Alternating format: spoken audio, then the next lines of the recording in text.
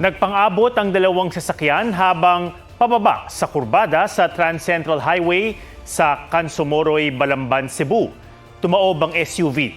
Sumalpok naman ang pickup at tumilapon ang mga karga nitong kahon ng relief goods para sa mga nalindol. 11 ang sugatan. Batay sa investigasyon, hindi kabisado ng driver ng pickup ang daan at nawalan umano ng preno.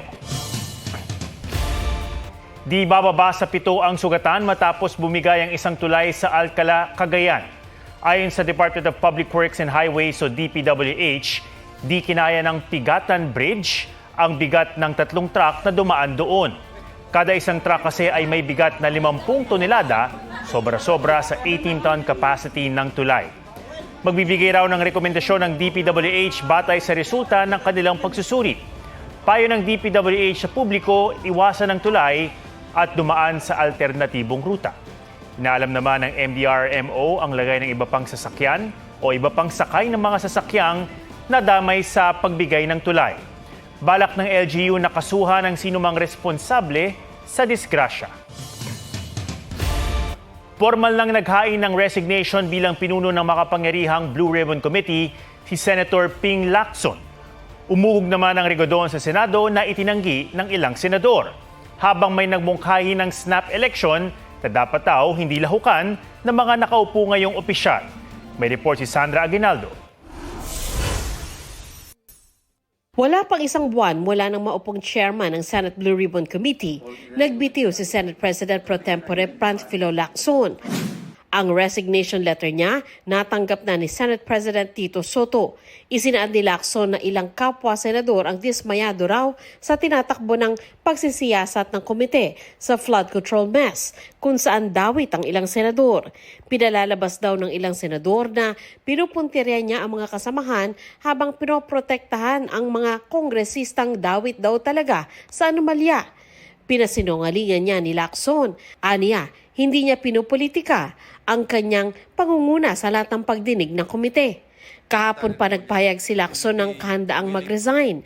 Kanina, bago ang resignation letter, naunang sinabi ni Soto na tingin niya na frustrate si Lacson sa mga komento ng ibang senador. Mag-hearing siya, may umaangal.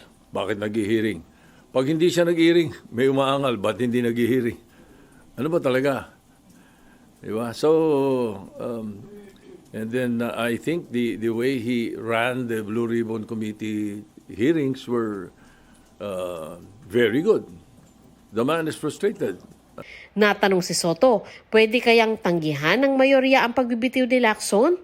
Sa pagkakaalam daw ni Soto, ang resignation letter ay abisong gusto ng magbitiw at hindi paghingi ng permiso. Umugong din ang alingas-ngas na rigodon na naman daw sa Senado. Kumalat sa social media na si Minority Leader Alan Peter Cayetano ang papalit umano kay Soto. At si Senator J.V. Ejercito ang magiging bagong President pro tempore. Super fake daw ito, sabi ni Ejercito. Pinasinungalingan din ito ni Deputy Minority Leader Joel Villanueva. Nanggagapang bang minority para... Hindi namin kailangan siguro. It's not in a priority list. Basta walang movement. So many things that we have to think about. Si Soto hindi raw apektado. Sa pagbabalik sesyon nila sa Biyernes, wala raw siyang inaasang palitan ng liderato. Di na rin daw kailangan ng loyalty check. As far as I'm concerned, in my opinion, is the Senate is stable. Both majority and minority. Pagka nanggagaling sa social media yung kwento, hindi ka... madaling kumalat dahil social media, pero I don't see it coming from anywhere. In fact, no, the other day, nagkausap kami ni Senator Alan at nababanggit na rin yan eh. Sabi niya nga, siya mismo nagsabi sa akin, wala naman akong kinakausap kahit sino eh, sabi rin niya. Anything, sir? Anything, sir? Yeah, I believe him. Hinihinga namin ng reaksyon si Cayetano tungkol dito. Pero may ideya siyang pinalutang sa Facebook post kahapon bilang tugon sa disgusto raw ng publiko sa gobyerno. Kung magpapalit ng liderato, dapat aniya mag-resign ang Pangulo, Vice Presidente at Kongreso at magsagawa ng snap elections. At sino mang nakaupo, bawal kumandidato sa election cycle. Sa isa pang pahayag, sinabi ni Cayetano na naniniwala siyang makatutulong ang pagkakaroon ng clean slate para maging mas mabilis at epektibo ang pagpapanagot sa aniyay mga guilty. Hamon ni Cayetano, willing daw ba silang mag-resign? Sinagot yan ni Palace Press Officer Claire Castro sa kanyang YouTube channel. Mauna ka na. Total, aminado ka. Politicians are suspects. Kasama ka, ikaw ang umamin, ikaw pa lang ang umamin, edi ikaw ay suspect. Wala rin daw panahon ang Malacanang sa ganitong klaseng pamumulitika. Sinusubukan din naming makuha ang tugon dito ni Cayetano. 1986 nang huling magka-snap elections sa bansa. Ipinatawag ito ni dating Pangulong Ferdinand Marcos Sr. sa gitna ng mga batikos sa kanyang pamumuno. Pero sabi ng COMELEC, iba ang noon sa ngayon. At ang snap election noon, isinagawa bago nagkabisa ang 1987 Constitution na naglinaw ng batayan kung kailan gagawin ang eleksyon. Sabi ni retired Senior Associate Justice Antonio Carpio, labag sa saligang batas ang mungkahi ni Cayetano na bawal kumandidato ang nakaupo. That one is not feasible because you cannot prevent them from running kasi wala namang disqualification sa kanila. Everybody has a right to run if he's qualified. Sabi rin ni Soto, walang legal na basihan ng snap elections at magbubunga pa ng kalituhan at kaguluhan. What do you do with those who are not guilty? What do you do with those who are newly elected and have no bad records? What do you do with them? Idadamay mo doon sa mga guilty or sa mukhang guilty kung hindi man guilty. Kung meron bang marumi, ba't natin idadamay yung mga malinis doon? Sandra Aguinaldo nagbabalita para sa GMA Integrated News. Bukod sa paghahatid ng tulong, dagok sa pagbangon ng mga nilindol sa Cebu ang paglipat mula sa mga delikadong lugar. Lalo't mungkahi ng FIVOX gawing no-build zone ang paligid ng mga bitak at sinkhole. May report si Ian Cruz. Katabi ng Bogos City na epicenter ng lindol ang bayan ng Tabogon kung saan may 5 nasawi. 4 sa kanila nakatira sa barangay Pio na nasa gilid ng bundok. Kabilang sa mga nasawi ang anak, kapatid at lola ni Jo Marie. Nahugot pa raw ni Jo Marie sa guho ang anak at kapatid na nasawi sa ospital. Ang anak naman niya naputulan ng mga paa. Sobrang sakit po sir eh. Sobra talaga po. Hindi ko po tagakaya po. Pero kakayanin namin po kasi nangyari na po eh. May isa ring namatay sa barangay Bili sa bayan ng Bourbon. Dahil sa mga sirang estruktura, pahirapan ang paghahatid ng tulong sa mga nilindol. Ang Tabogon Port na puruhan ng husto. Pa-high tide pa lang pero makikita nyo po may tubig na dito sa kanilang pantalan dito dahil nga po bumaba talaga yung kanilang port matapos nga yung napakalakas na lindol.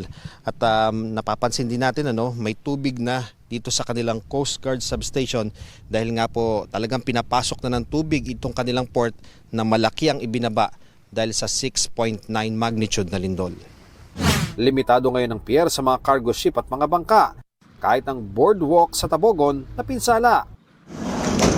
Tukoy ng Bogo Bay Fault ang nagpalindol sa Cebu noong gabi ng Martes. Ayon sa FIVOX, sa kanilang record, 400 taon nang hindi gumagalaw ang fault. But with the magnitude 6.9 event, nagpakita ulit sa atin yung Bogo Bay Fault. Walang activity ito for the last since 1600s. Okay. And it means that wala activity for the last 400 years. Nagmula ito sa dagat pero sa inspeksyon ng FIVOX, kita rin sa lupa ang bitak. Ang fault na gumalaw kasi ay around 40 to 50 kilometers. So, hindi naman lahat yun magpapakita. Most of it is nasa dagat. Tapos yung tinutukoy nga natin gaano kahaba yung nagpakita dito sa kalupaan. 8 kilometro ang haba ng fault sa mga barangay ng Nailon, Dikit at La Paz sa Bogo City. Sa barangay Nailon, bakas ang malalaking bitak at uka sa sementadong kalsada dahil sa lindol. As of now, nakapagmapa na po sila ng around 6 kilometers. But a big part of this fault ay nasa dagat. Kaya tinatawag natin yung Bogo Bay Fault kasi ang epicenter ay nasa dagat din.